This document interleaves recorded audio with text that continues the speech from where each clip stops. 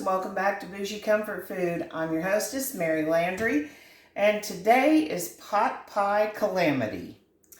Now you're probably thinking, oh, that was just clickbait. No, it's not.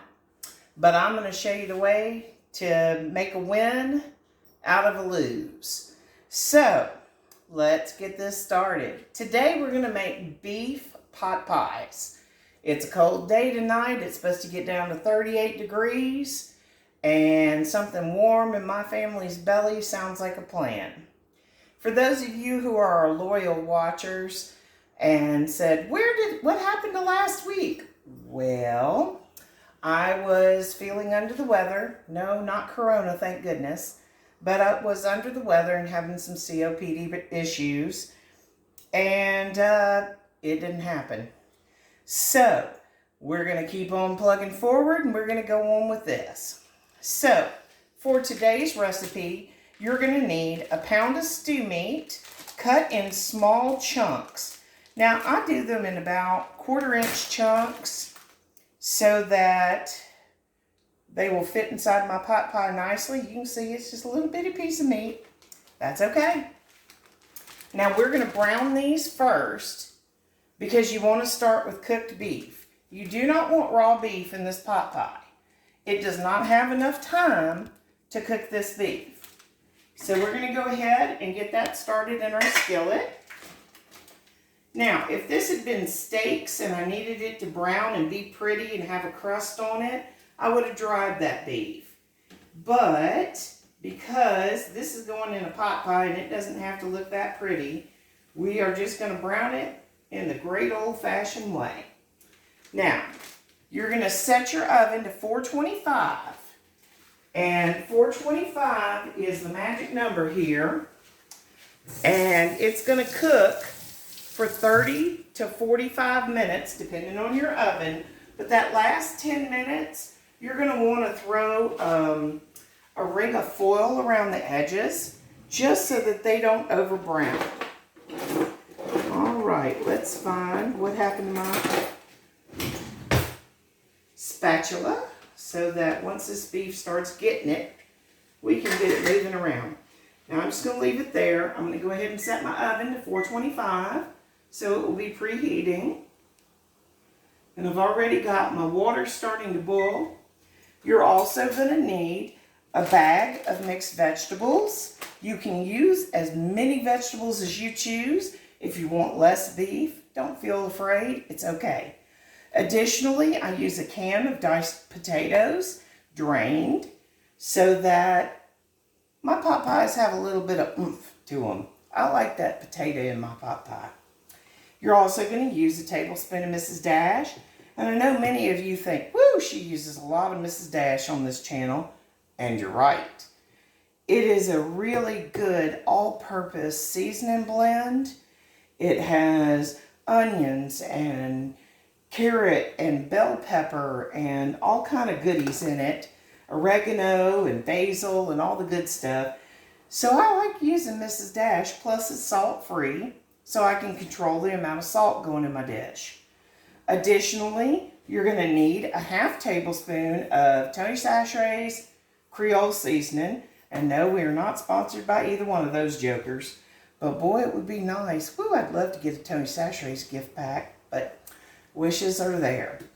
So, again, I'd like to thank all of my loyal viewers and those who promote my channel on other social media.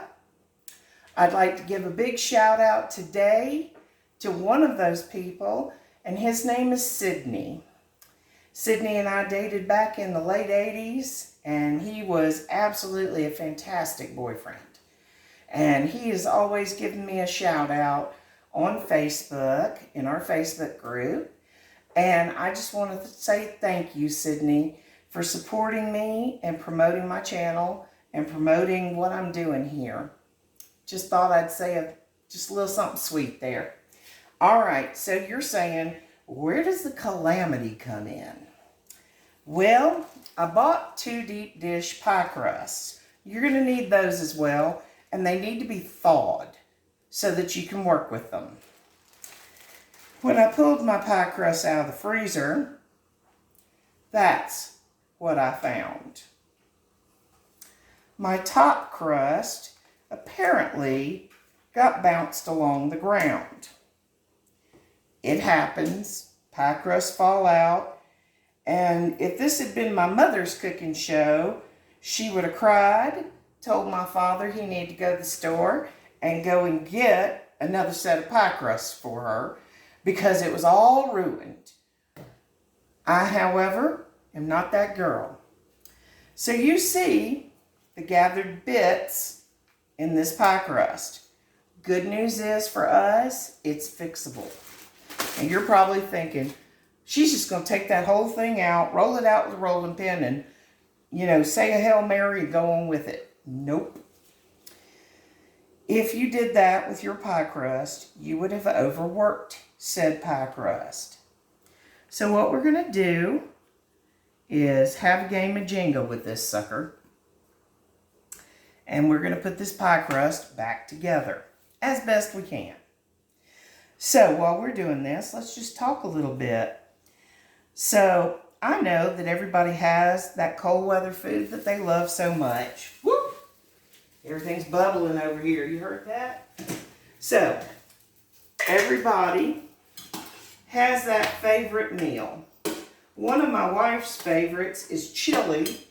And just so those chili enthusiasts on this channel who are watching today, yes, we're going to be doing a homemade chili very, very soon. We, as you can see, my countertop's a little bit cluttered still from Christmas cooking and Christmas gifts. I was fortunate enough to get be able to get a KitchenAid food processor. And we went to the big box store recently, and I know y'all all see that big box taco shells. Well, around here, taco is king. We like chicken tacos, we like beef tacos, and we'll be doing tacos sometime soon on this channel too.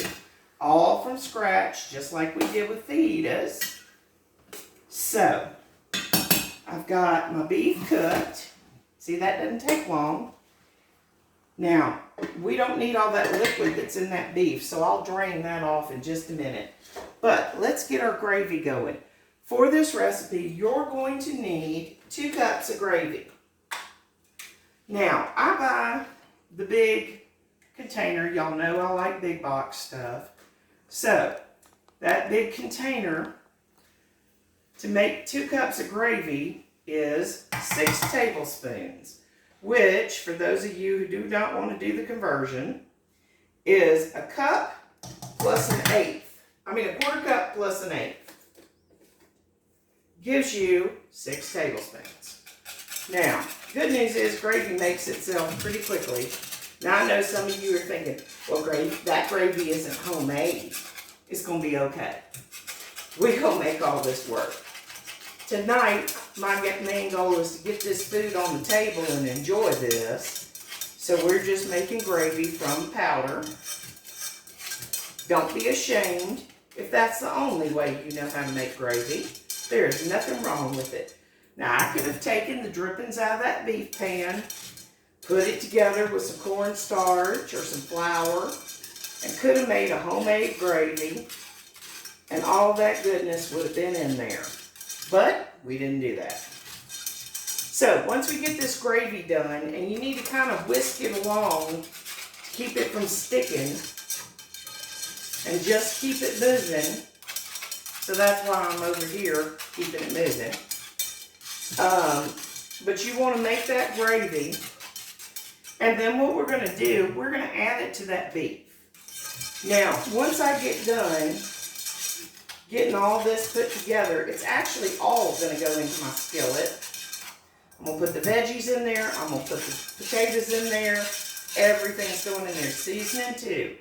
That way, we're not messing up that many dishes. I got a skillet and a pot, and I'm going to put my pot pie onto a pizza pan because it's just easy. It's the right shape. It's going to catch all the drippings. Because sometimes these do drip. It is the nature of the beast. There we go. We're starting to get gravy now. Now you could add mushrooms to this pot pie. If you don't want to put the potatoes in, mushrooms are a nice alternative to that. They have a meatiness to it. You could even make this a vegetarian pot pie if you really wanted to. But my particular one this time is going to be beef. We do make chicken pot pies from time to time. I vary the vegetables a little bit. Chicken pot pies, I generally put, I put a little bit of celery in those because celery really does go well with chicken. And you really, in chicken pot pie, you would get the, instead of mixed vegetables, you would get the peas and carrot blend. And you could put your potatoes in there too if you like potatoes. You could alternately do a broccoli and chicken pot pie. Those are pretty good. Okay, we got gravy.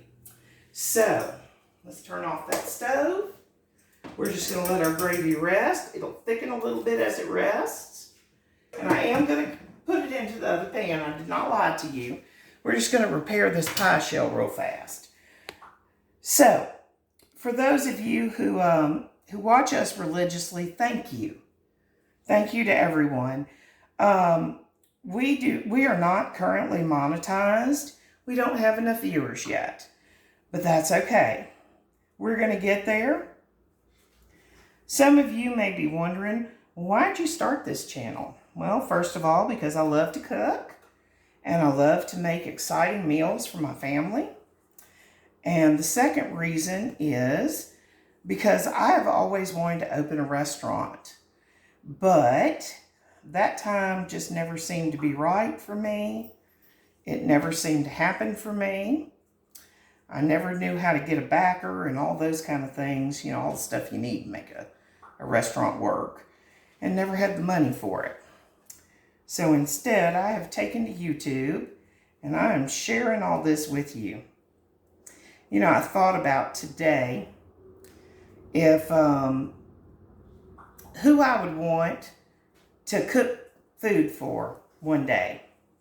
And I know a lot of people would say, oh, Gordon Ramsay or Blaze, or you name all the famous chefs, Bobby Flay.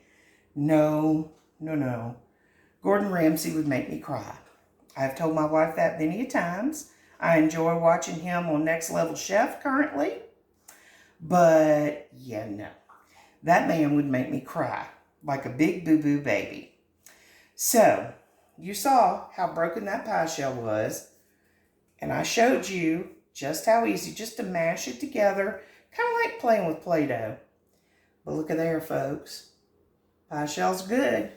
Now, the one that did not break is the one I'm going to use for my top shell, because then it won't be overworked. Okay, let's go back to what we were doing.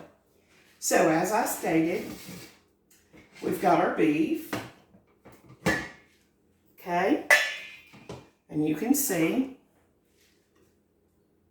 nice little beef bits. Now, I'm actually going to pour off the beef juices.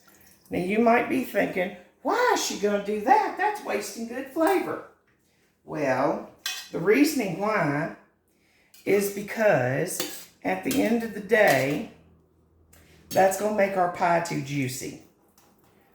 You want a good ratio, and you want it to look fairly dry when you get it in the pie shell. And you don't have to be perfect. If there's a little bit of liquid left in the pan, it's okay. It's all going to work out, I promise. So, to that beef, we're adding 2 cups of gravy. I'm just going to use my spatula to get the last of that gravy bits out. All right. So I've got a pound of beef, pound and a quarter, whatever it comes up to. If you've got more beef than you had than the recipe says, it's okay, guys. It's all going to work out, I promise. All right. So we've got our gravy in there. We've got our beef in there. And the next thing we're going to add to that is our frozen mixed vegetables. And you might be saying, well, can't I just use a can of veg all? Yes, ma'am. Yes, sir. Yes, you can. However, I find the frozen mixed vegetables just have the right texture after they go into the pie. And we're just going to kind of break them up a little bit, make sure they get gelled in there. We're also going to put that can of potatoes I talked about. We've got them drained. Now you might be thinking, well, can I use frozen potatoes since I'm using frozen vegetables?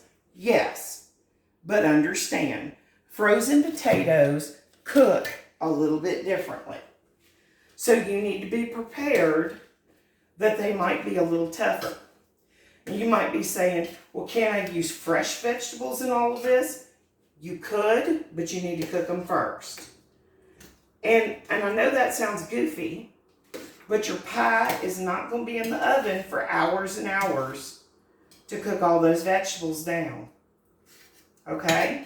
So if you put fresh potatoes in here, your potatoes are going to be hard in that pie. And that is not good eating. And you know what I'm a fan of is good eating. Okay, so I'm going to show you my pan so that you can see the gravy is not overwhelming. You can see I've got gravy in there, but you can see it kind of resting in a little pool of it.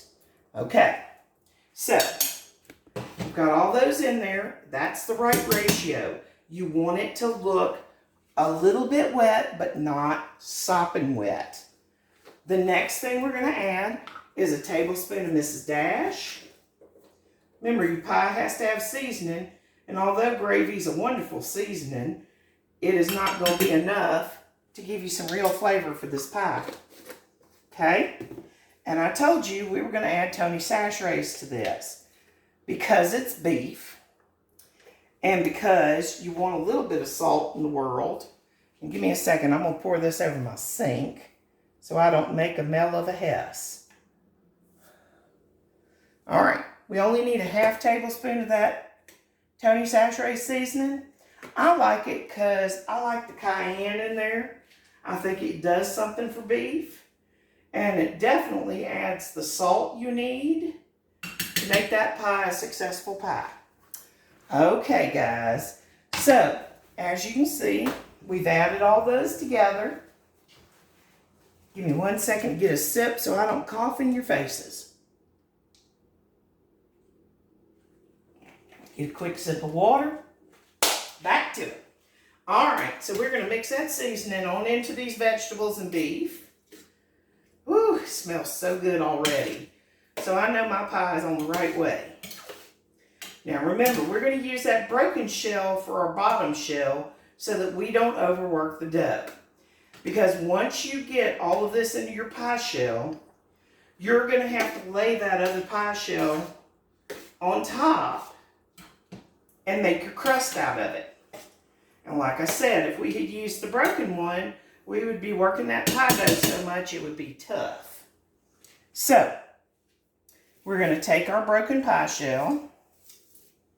I had to take a second look to double check which one it was. Now, remember, I use a deep dish one, so it will hold all this yummy goodness. Now, if you have too much mixture, you could always make a second pie if you chose. I may have a little too much for my pie shell, but that's okay. You know, I'll tell you this, if I put this down in the dog's bowl, she'd lose her brain, but I can't do it. Her tummy would be too upset by all that, but that's okay. We're not going to do that to that sweet dog, to poor Abigail. And our Fred, our producer here, Fred the cat, I know some of y'all have probably gotten a giggle off of seeing that. My wife pointed it out to me the other day. I said, "You rascal." My wife's a little bit of a prankster. She definitely is my Cheshire cat. Okay, so I've got about 2 cups of this left over. Understand, you could put it aside, put it in your fridge, put it in a Tupperware, and you could use that over rice. Would be a lovely meal. So you can see how full I filled that pie shell. I did that on purpose. All right, gang, let's keep on trucking. Now, our next step is to lay this other pie crust over this one. So what we're going to do, the easiest way to do this, in my opinion, is loosen your edges. Let's get a knife out and loosen those edges up a little bit. You're going to need that knife anyway, because you're going to cut slits in the top of this pie so that it vents.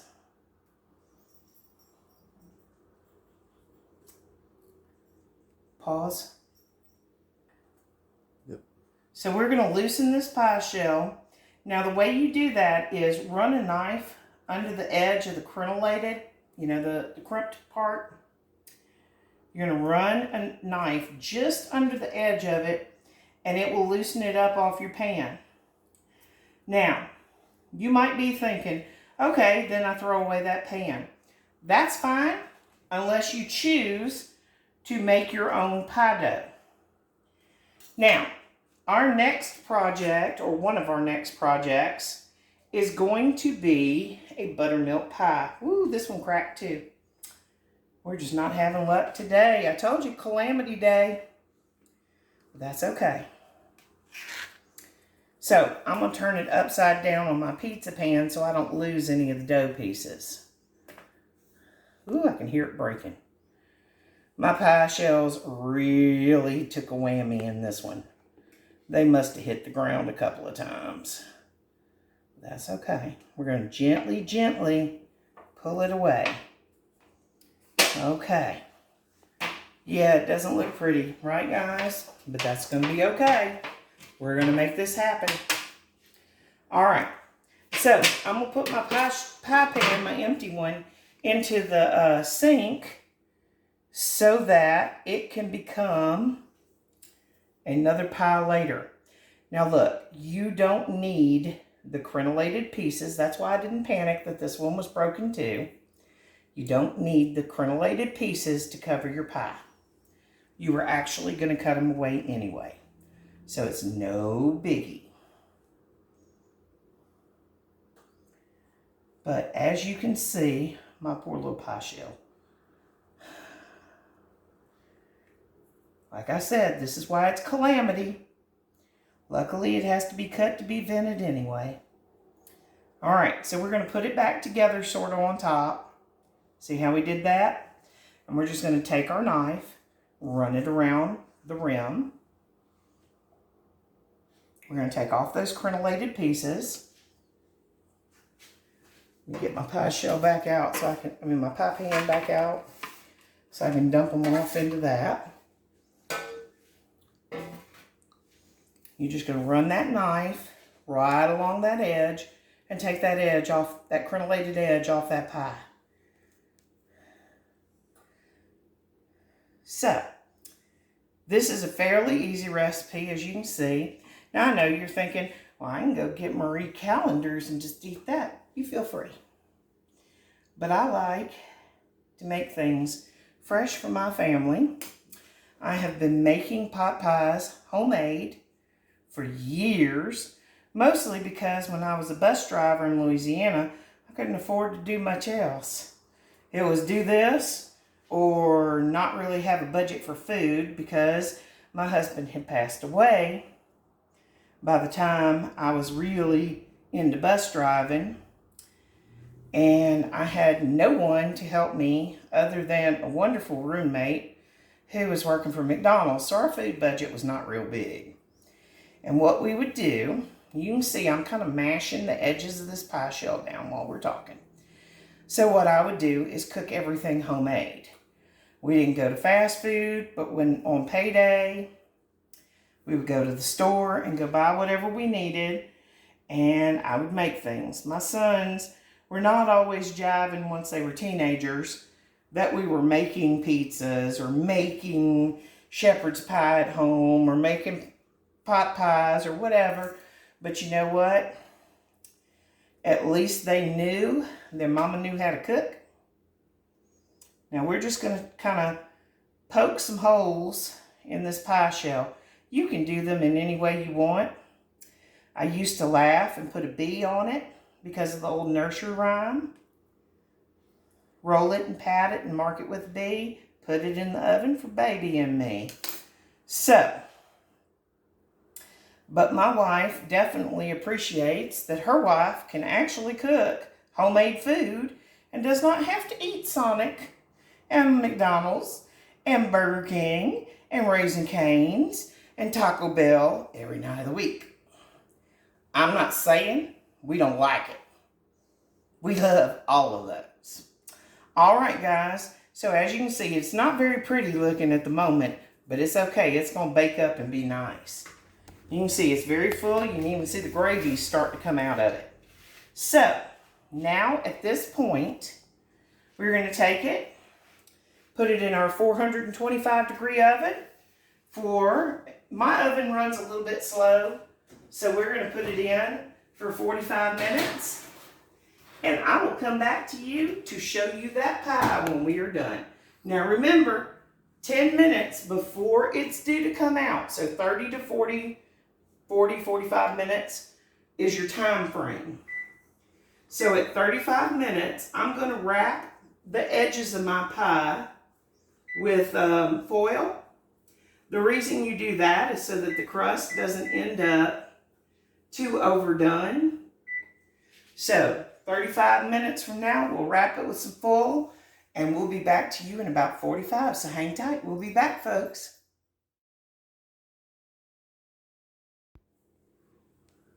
Okay, folks, we're back. Now, remember at 10 minutes before you take your pie out, put some foil around the edges. And as you can see, there's my foil ring. Now, you can take that off and throw it away when it's done.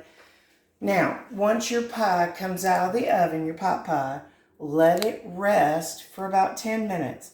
But look at that pretty golden brown crust. Woo! I can't wait. I'm hungry. So, let's cut into this and get a good peek at it. You ready? All right, here we go. Now, remember, this is a double crust pie, so you got to make sure you get down deep into it. But we've got peas and corn and carrots and green beans and potatoes in this pie. Look at that nice flaky crust. See? Told you I could make the Calamity work. All righty. Let's get that big slab out of there. Now, I don't have a pie server, unfortunately.